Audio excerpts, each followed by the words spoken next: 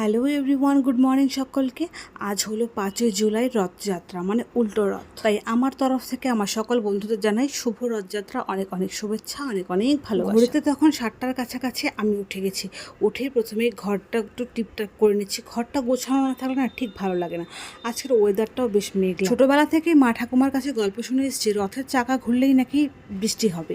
তো আজ যেহেতু উল্টো রথ, তো বৃষ্টি তো হবেই। আর ওই দেখো টিপ টিপ টিপ টিপ করে বৃষ্টি উপর। যেই না একটু বৃষ্টি থেমেছে অমনি আমি বাসনগুলো ধুয়ে নিয়ে এসেছি আর ব্রাশটাও সেরে নিয়েছি। তারপর সোজা চলে গেছি রান্নাঘরে। এদিকে আমি ডিম বয়েল করে নামিয়ে নিয়েছি, কুকারের ডাল সেটে দিয়ে দিয়েছি আর বসিয়ে দিয়েছি ভাত। আর এদিকে সাথে দিয়েছি 2 টুকরো ঝিঙে সেদ্ধ। কচি ঝিঙে সেদ্ধ খেতে আমার ভীষণ ভালো লাগে। আর অন্যদিকে পাশের ওভেনে আমি টুকরো টুকরো করে কেটে রাখা শোলা কচু সেদ্ধ বসাতে দিয়ে দিয়েছি। তোমরা তো জানোই যে আমাদের এই বাড়িতে কেউ শুধু শুধু ডাল খেতে ভালোবাসে না, ডালে কোনো না কোনো সবজি চাই। আজ তাই শোলা কচু দিয়ে মুসুর ডাল করে নিয়েছি। তারপর করে নিচ্ছি ভেন্ডি ভাজি। আজ আমি ভেন্ডিগুলো একটু বড় বড় করে কেটে ধুয়ে বসিয়ে দিলাম।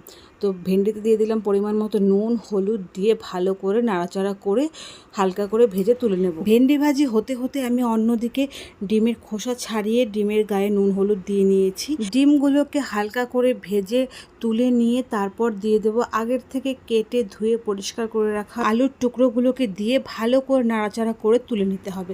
আলু ভাজা হয়ে গেলে ওই তেলেই ফোড়ন দিয়ে মশলা দিয়ে ভালো করে কষিয়ে নিতে হবে। মশলা কষানো হতে হতে চলো ঝিঙে সিদ্ধটাকে মেখে নিই।